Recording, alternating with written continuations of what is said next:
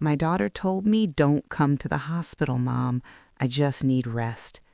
And I stood in my kitchen, phone pressed to my ear, listening to the silence after she hung up, and I knew. A mother always knows. If you're listening to this right now, I want you to stay with me, because what I'm about to share with you didn't just break my heart, it shattered the entire life I thought I was living. And before I go any further, drop a comment and tell me where you're listening from right now.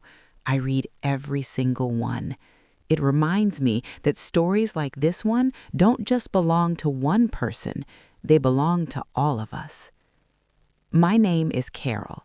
I was 53 years old, 26 years married, and I genuinely believed that I had built something real, something solid, a home, a family, a love story worth telling my grandchildren someday. I was wrong. But here's what I want you to understand before we go any further. This story isn't just about betrayal. It isn't just about a husband and a daughter and a secret that nearly killed me when I found out. This story is about what happens after, about who you become when everything you thought you were gets ripped away from you in a single moment, standing at the threshold of a hospital room door, your hand frozen on the handle, unable to breathe. So, let's start from the beginning, because you need to understand what I was walking into before I can tell you what I walked out of. My husband's name is Richard, and for most of our 26 years together, I would have described him as a good man. We met in 1998 at a mutual friend's dinner party. He was 40 minutes late, spilled red wine on the tablecloth, and then looked across at me and said, "I'm going to marry you someday." I laughed. I thought he was ridiculous. 12 months later, I was walking down the aisle. We had a daughter named Sophia. She was born 2 years into our marriage, this wild, curly-haired, loud little girl who used to stomp around the house singing songs she made up herself. She was our everything. At least, I thought she was our everything. Richard worked in finance, corporate consulting, long hours, lots of travel. I had my own accounting practice, small, steady, mine. We weren't flashy people. We took one big vacation a year. We had Sunday dinners with my sister's family. We had a garden in the back that Richard tended on weekends like it was the most important job in the world. He grew tomatoes. He was proud of those tomatoes. That was the man I knew. Sophia grew up, went to college, graduated. She moved about 40 minutes away from us, close enough to come home for the holidays, far enough to have her own life. She was 24 when this story begins. She had a job in marketing. She was building a life. I was proud of her. I need you to hold on to that, how proud I was of her, because what comes later is going to make you ask how I didn't see it. And the honest answer is, I saw pieces. I just couldn't make myself assemble them into the picture they actually formed. Because some truths are so terrible that your brain protects you from them until the moment it can no longer look away. It started about 3 years before everything fell apart. Small things at first. Richard began traveling more. Big project, he told me. New client out of state. You know how it is. And I did know how it was. I'd been watching him work for over 2 decades. This wasn't unusual. But then there were the little inconsistencies. A conference he mentioned that when I Googled it didn't seem to match the dates he gave me. A hotel receipt in a city he hadn't told me he was visiting. Once, just once, I smelt something on his jacket. Perfume. Not mine. Something younger, sweeter. I asked him about it. He said it was a colleague who'd hugged him at an office goodbye party. He looked me directly in the eye and said it. No hesitation, no flinch. I believed him. Because here's the thing nobody tells you about long marriages. After 20-something years, you don't have the same radar you did at the beginning. You stop watching for the signs because you've stopped thinking you need to. You've built trust like you've built equity, slowly, steadily, year after year. And when someone spends that long appearing trustworthy, your guard doesn't just go down, it disappears entirely. Sophia was changing too, around the same time. She'd always been warm with me, chatty, affectionate, the kind of daughter who called twice a week just to talk. But around year 2 of whatever was quietly happening, she started pulling away. Short phone calls, excuses when I invited her for dinner, a new guardedness in her voice whenever I mentioned her father. I assumed it was growing pains. I assumed she was busy. I assumed 24-year-olds sometimes need space from their mothers, and that's healthy and normal. I assumed a lot of things that turned out to be completely wrong. There was one evening, I remember it clearly because it was the night before Richard left for what he called a long weekend conference, when I came into the kitchen and found him on his phone. He looked up and there was this flash across his face. Not guilt, exactly something faster than guilt, something that was gone before I could name it. He said, "Just checking the weather for the trip," and went back to scrolling. I didn't ask to see the screen. I think part of me didn't want to know. Part of me had already built a wall between what I suspected and what I was willing to acknowledge, because acknowledging it would mean dismantling everything. And I wasn't ready for that.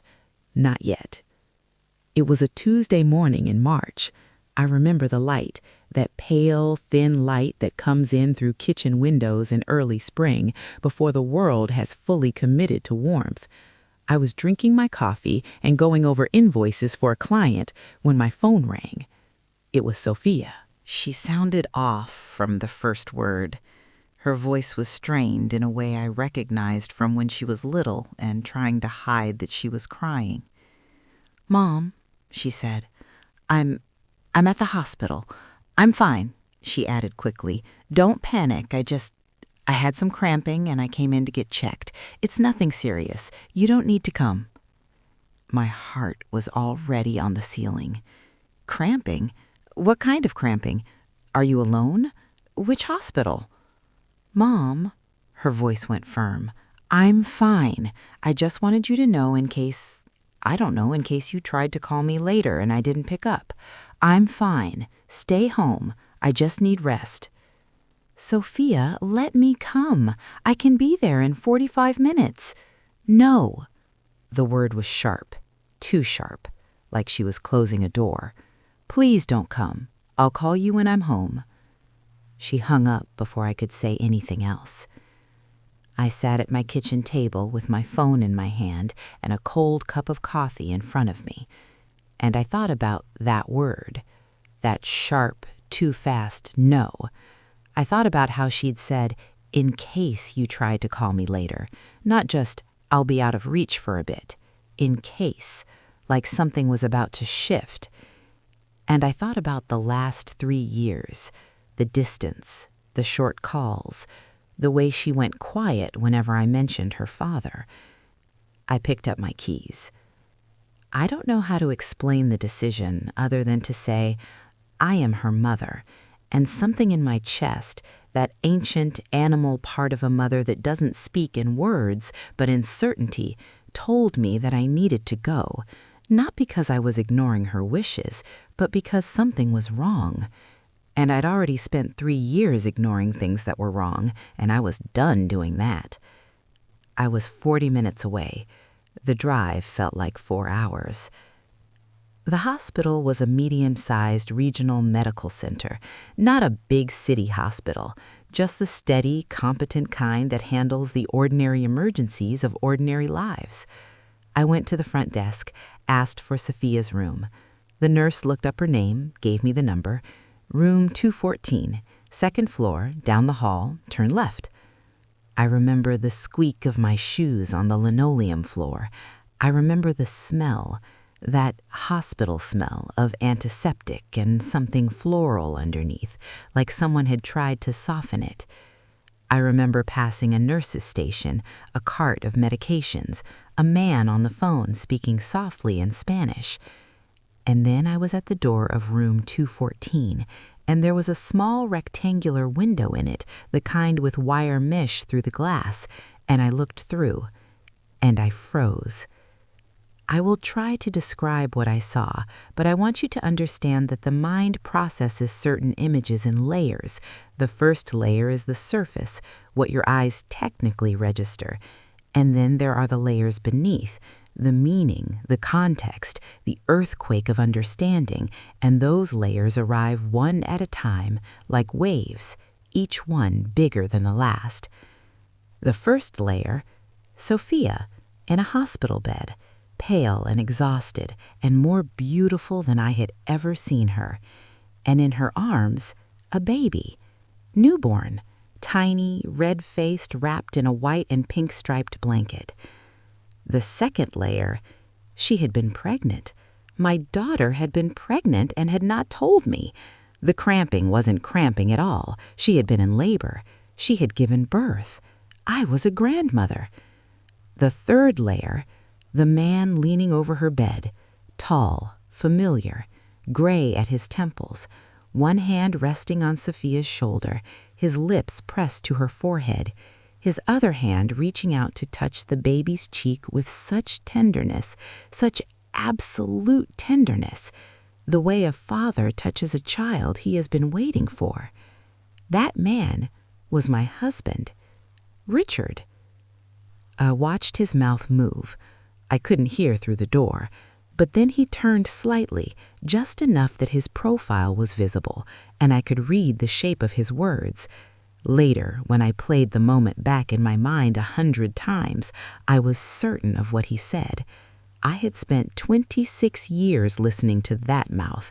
I knew its patterns. He said, "Now that she thinks I'm at work, we can finally be a real family." I don't know how long I stood there. It might have been 30 seconds. It might have been 5 minutes. Time does a strange thing in moments of total devastation. It stops being a river and becomes a pool. You're just floating in it, not moving, not drowning, not swimming, just suspended. 3 years. 3 years of business trips.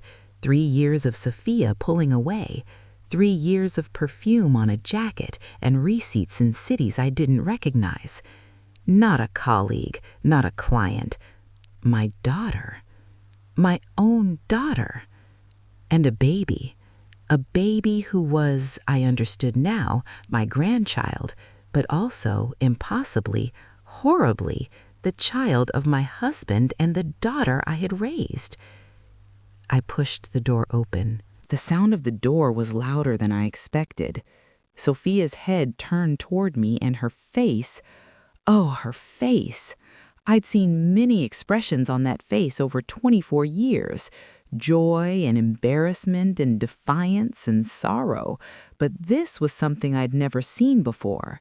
It was the face of someone who has been caught, but who is also, underneath the fear, almost relieved to finally be caught. Richard turned too, and I watched his face do something I'd never seen it do in 26 years.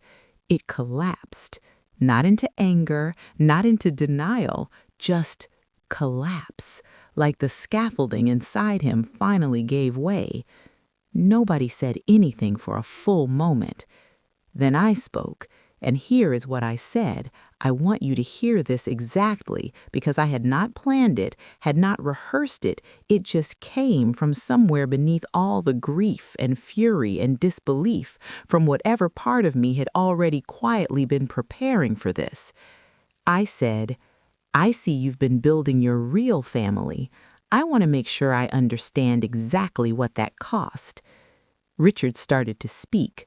I held up my hand, and he stopped, because even in that moment, even there, 26 years of him deferring to that gesture held. I looked at Sophia. She was crying, silently, the way she'd cried as a child when she knew she'd done something she couldn't undo. I said, "How long?" She said, "Mom, how long?" 3 years. I nodded. I looked down at the baby, this tiny, perfect, completely innocent creature who had no idea, would never have to know if I had anything to say about it, what circumstances had arranged themselves around her arrival in the world. I said, "What's her name?" She blinked. She wasn't expecting that. "Lily," she said. Her voice broke on it. I looked at Lily for a long moment, and then I looked at Richard and I said, "Get out of this room. You and I are going to speak in the hallway right now, and when we're done, I am going to come back in here and hold my granddaughter, and then I am going to make some phone calls that will determine the rest of your life." He came. The hallway of a hospital maternity ward is not the place you expect to have the most important conversation of your life. There were nurses passing, a food cart somewhere, the muffled sound of a newborn crying behind a closed door down the hall. Richard and I stood against the wall. He wouldn't look at me at first. Then he did, and I saw that he was not going to lie. That, at least, was something. He said, "It wasn't supposed to." I said, "Don't." He stopped.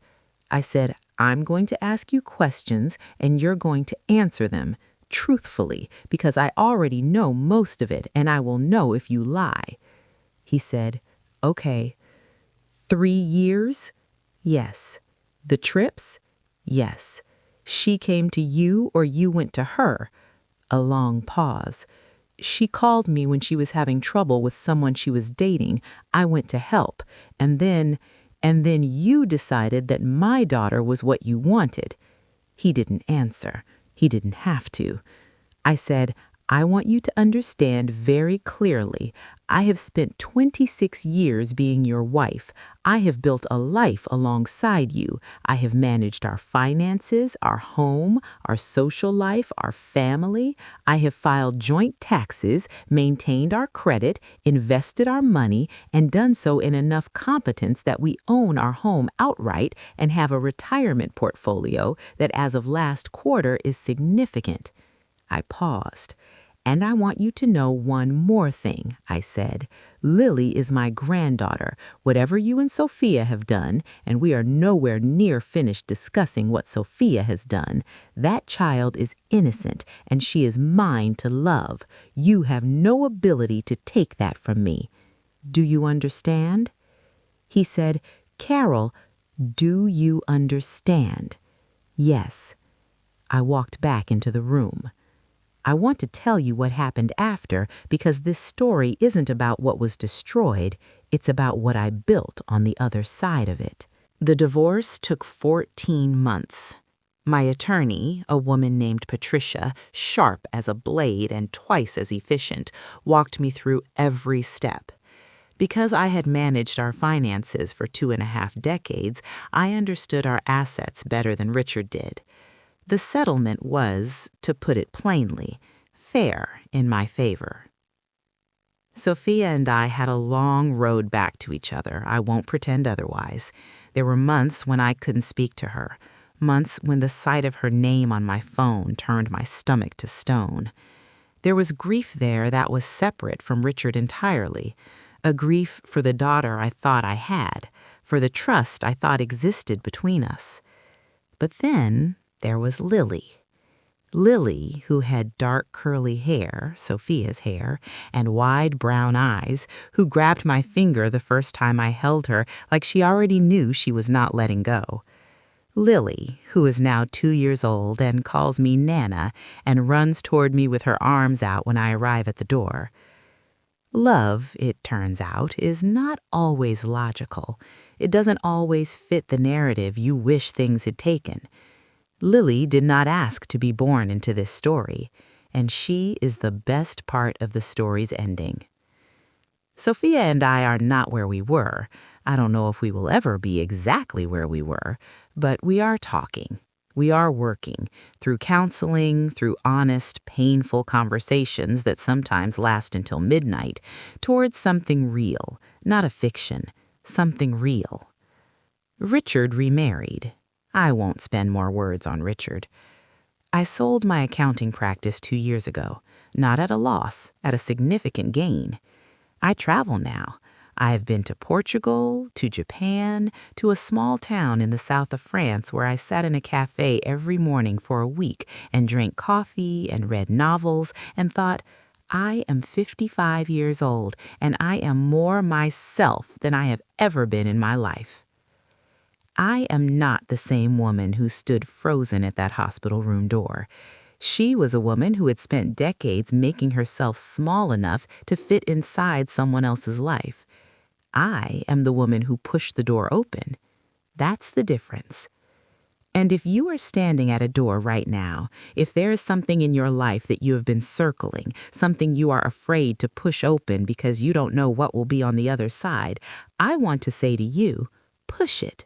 Whatever you find, you will survive it, and you will build something on the other side of it that is more yours than anything you had to lose.